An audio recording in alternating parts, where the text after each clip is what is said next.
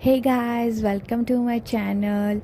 आई hope आपको पिछली videos काफ़ी अच्छी लगी। आज एक मेरा न्यू पार्सल आया था, ग्लो रोड ऐप से मैंने अभी मंगवाया था।